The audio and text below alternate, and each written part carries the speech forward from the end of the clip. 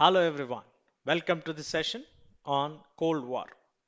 So రెండో ప్రపంచ యుద్ధం తర్వాత మొట్టమొదటగా యునైటెడ్ నేషన్స్ ఫార్మేషన్ అనేది ఒక ముఖ్యమైనటువంటి పరిణామంగా మనం తెలుసుకున్నాం. UNO formation. ఆ తర్వాత ప్రధానమైనటువంటిది కోల్డ్ వార్. అప్పుడు వేదికపైకి వచ్చినటువంటి టూ పవర్ఫుల్ నేషన్స్గా ఎమర్జ్ అయినటువంటివి USA and USSR. They represent two different ideologies. So, the emergence of the two camps, the post war saw the rise of two major powers, especially the ideological and political camps. The communist bloc led by USSR and the capitalist democratic bloc led by USA. Now, the fundamental difference between these two is the ideological difference. The USSR advocated the equality and state controlled development, while the USA promoted the multi party democracy and private capitalist controlled development. So ఇందులో మనం గమనించాల్సింది ఏంటంటే రెండో ప్రపంచ యుద్ధం తర్వాత UNO formation ఒక ముఖ్యమైనటువంటి పరిణామం అయితే కోల్డ్ వార్ అంటే ఈ యొక్క యుద్ధం అనేది నేరుగా జరగదు. ప్రత్యేక యుద్ధం, ప్రచన్న యుద్ధం అనేది జరగకుండా మనకి యుద్ధం జరుగుతున్నటువంటి వాతావరణం మనకి ఎప్పుడూ కూడా ఉంటుంది. సో అట్లా జరగటానికి గల కారణం ఏమిటి? దాదాపుగా ఒక 45 సంవత్సరాల పాటు అంటే 1945 నుంచి 1991 వరకు జరిగినటువంటి పరిణామాలుగా మనం దీన్ని చెప్పుకోవచ్చు. సో వీటి మధ్య ఉన్నటువంటి బేసిక్ డిఫరెన్సెస్, అసలు ఈ దేశాలు ఏమిటి అనేది చూసినట్లయితే మొట్టమొదటగా యుఎస్ఎస్ఆర్ ఇటు ఏషియాలో కమ్యూనిస్ట్ కంట్రీ, చాలా పవర్ఫుల్ నేషన్గా ఎమర్జ్ అయ్యింది. అలాగే జర్మనీని డిఫీట్ చేయడంలో చాలా కీలకమైనటువంటి పాత్ర కూడా పోషించింది అనేటువంటిది మనం ఇక్కడ గమనించవచ్చు.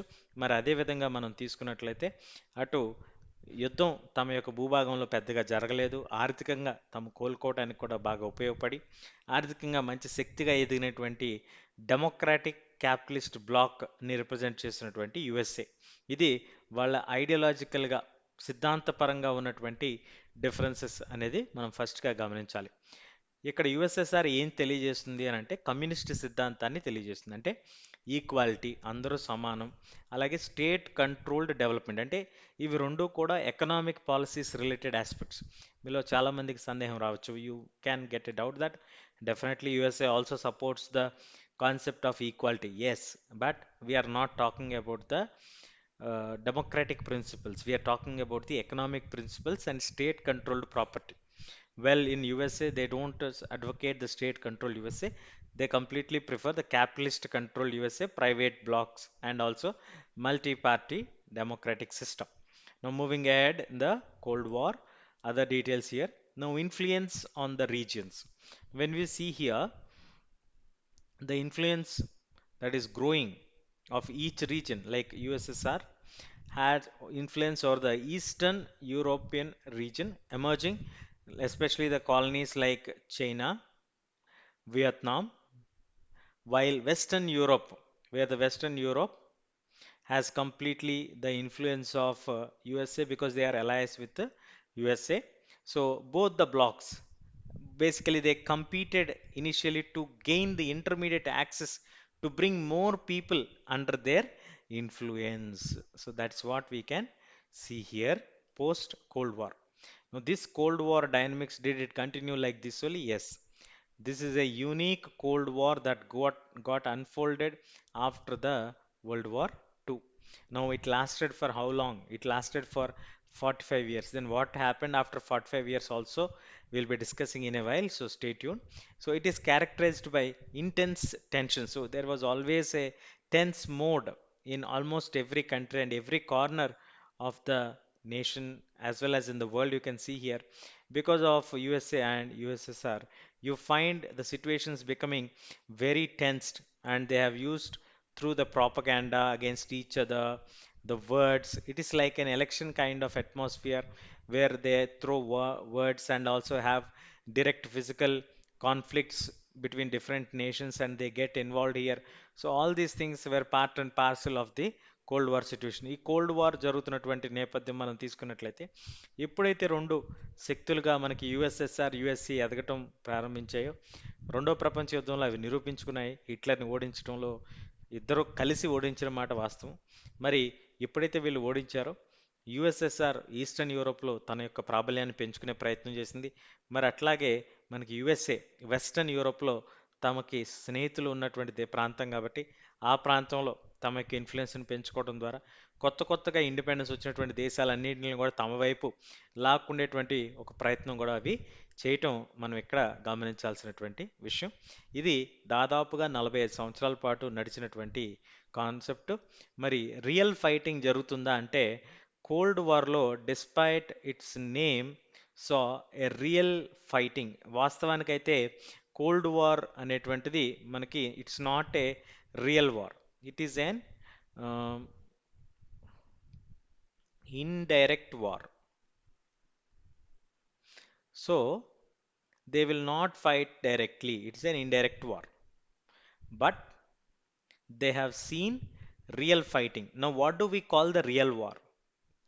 The real war is called hot war. The war which happens in the ground reality is called hot war. The war which happens really, but behind somebody else will be running the war scenario, that is called Cold War situation. But here we have seen real war situations also. Around 20 million humans lost their lives, and most casualties were found in the third world countries, which are the newly independent countries after the Second World War, are called as third world nations, which emerged as independent nations after the colonial domination for several years. Now, the tactics used by these two superpowers are the proxy wars and the military alliances such as NATO, Warsaw Pact, and also an arms race that were key tactics during the Cold War. So, now what is proxy war? Proxy war involves supporting opposing sides in countries fighting direct for freedom. For example, X is fighting with Y. So X will be backed by USA and Y will be backed by USSR. So these kind of wars are called proxy wars. Actually, they both are fighting on the name of X and Y. Like this, they keep on fighting here. This is one tactic which is being used by the Cold War tactics, and further details you can see here. Examples like US supports anti-communist forces in Turkey while in Greece.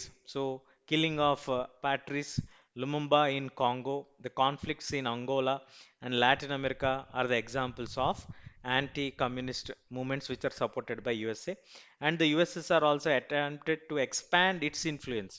తన యొక్క పరిధిని కూడా తను పెంచుకోవడం కోసం military interventions face చేసింది in the countries like Germany, Hungary, Czechoslovakia లాంటి ప్రాంతాల్లో యుఎస్ఎస్ఆర్ తన యొక్క ప్రభావాన్ని పెంచుకునేటువంటి ప్రయత్నం చేసింది.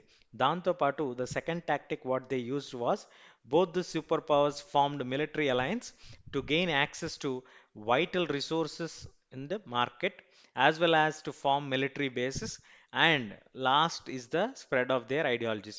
But as it is showcased, it is always showcased that the ideology, the spreading and preservation of the principles is the major idea behind spreading the superpowers military alliances. But actually they want the vital resources, the military base, the market. These all are the selfish motives of the superpower nations, for which the newly independent nations which were not aware of what is happening with them. Especially you can see the pacts like NATO and also the Warsaw Pact. So NATO was formed by the North Atlantic Treaty Organization under the support of USA. Warsaw, with a counter to NATO Pact, the USSR, now under the leadership of Russia, has formed this Warsaw Pact.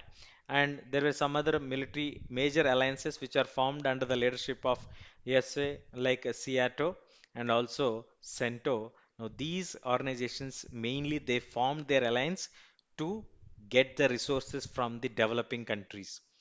ఎక్కడైతే కొత్తగా independence వచ్చినటువంటి దేశాలు ఉన్నాయో ఆ దేశాలలో ఉన్నటువంటి నిధులని, ఆ దేశాల్లో ఉండేటువంటి రిసోర్సెస్ని, ఆ దేశాల్లో ఉండేటువంటి వర్కింగ్ పాపులేషన్ అందరినీ కూడా తమ యొక్క అవసరాల కోసం వాడుకోవటానికి మాత్రం మేజర్గా ఈ యొక్క అలయన్సెస్ అనేవి చేయటం జరిగింది. దాంతోపాటు ఆ ప్రాంతాల్లో తమ యొక్క మిలిటరీ బేసెస్ని ఏర్పాటు చేసుకోవటం, తమ యొక్క మందుగుండి సామగ్రిని అమ్ముకోవటానికి, మార్కెట్ చేసుకోవడానికి, అట్లాగే ఆ ప్రాంతంలో ఏదైనా వివాదం వస్తే దగ్గరగా తమ యొక్క బేస్ని ఏర్పాటు చేసుకోవడానికి ముఖ్యమైనటువంటి లక్ష్యాలుగా వాళ్ళు ఏర్పాటు చేసుకున్నట్టుగా మనకి అర్థమవుతుంది. చరిత్రకారులు దీన్ని వర్ణిస్తూ ఉంటారు. మరి అదేవిధంగా కేవలం యుద్ధం అలాగే ట్రీటీస్తో మాత్రమే కాకుండా కోల్డ్ వార్కి మరొక కోణం కూడా ఉంది. Arms race and space race కూడా స్టార్ట్ అయింది వీళ్ళ మధ్య. ముఖ్యంగా యుఎస్ఎస్ఆర్ యుఎస్ఏ మధ్య హెవీగా వాళ్ళు ఇన్వెస్ట్ చేసి they built arsenal nuclear arms and also engaging in space race. So they also spent lot of money to build satellites with USSR launching Sputnik and Yuri Gagarin into space. In counter to this, USA has sent Neil Armstrong to land in the moon in 1969, and the nuclear threat, which became a global threat, the accumulation of the nuclear weapons raised the constant threat of a nuclear holocaust with moments of imminent war diffused through diplomacy. దగ్గరగా war అయిపోతుందేమో అనేటువంటి ఒక పరిస్థితి వచ్చే వరకు రావటం, చివరి నిమిషంలో అది బ్రేక్ అవటం మనం చూసాం. క్యూబన్ మిసైల్ క్రైసిస్లో చూసాం. అట్లాగే చాలా సందర్భాల్లో, ఎందుకంటే ఈ రెండు దేశాల దగ్గర కూడా విపరీతంగా ఈ యొక్క అణ్వస్త్రాలు అనేవి పేరుకుపోవడంతో అలాంటి ఒక భయం గుప్పిట్లో ప్రపంచం ఎప్పుడూ కూడా ఉంది. దాంతోపాటు మనకి స్పేస్ పైన రీసెర్చెస్ కూడా బాగా స్పెండ్ చేశారు వీళ్ళు. యుద్ధానికి సంబంధించినటువంటి న్యూక్లియర్ ఆర్మ్స్ తయారు చేసుకోవటం, అలాగే స్పేస్ రేస్లో మనకి యుఎస్ఎస్ఆర్ స్పుట్నిక్ లాంచ్ చేయటం, యూరీ గగారిని స్పేస్ పైకి పంపిస్తే యుఎస్ఏ దానికి కౌంటర్గా వాళ్ళు కూడా నీల్ ఆర్మ్స్ట్రాంగ్ని మూన్పై ల్యాండ్ చేయించడం, ఇట్లాంటి ప్రయోగాలు కూడా వీళ్ళు చేయటం మనం ఇక్కడ చూడాల్సినటువంటి విషయం. మరి coming to the conclusion part. So the post world war II era was marked by the division of the world into two ideological conflicts. రెండు మేజర్ బ్లాక్స్గా విడిపోయింది. ఒకటి the communist bloc led by USSR and the capitalist bloc led by USA. Now ensuring that the Cold War, they fought proxy wars, military alliances, arms race, and also had profound global impact on them, and the human cost was significant. ఎంత నష్టం జరిగింది, ప్రాణ నష్టం అనేది కొన్ని కోట్ల మంది చనిపోయినటువంటి సందర్భం మనకు కనిపిస్తూ ఉంటుంది. ముఖ్యంగా కొత్తగా ఏర్పడినటువంటి దేశాలు వీటికి వేదికలుగా మారాయి. అలాగే the constant nuclear threat during the arms race heightened the global tensions and creating a climate of fear and diplomacy on a crucial role in preventing the direct confrontation between the two superpowers. So ఎప్పుడైతే అణ్వస్త్రాలు వీళ్ళకి విపరీతంగా ఏర్పడ్డాయో ప్రపంచం అంతా కూడా భయంతో వణికిపోయినటువంటి సందర్భం మనకి ఇక్కడ కనిపిస్తూ ఉంటుంది. అట్లాగే మరి cold war shape the international relations, influencing the regional conflicts and also the geopolitical landscape for over 4 decades.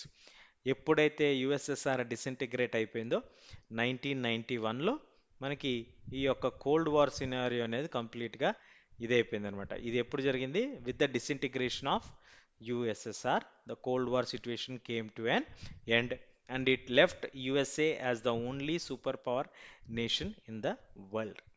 So stay tuned. We'll catch you in the next section. Thank you.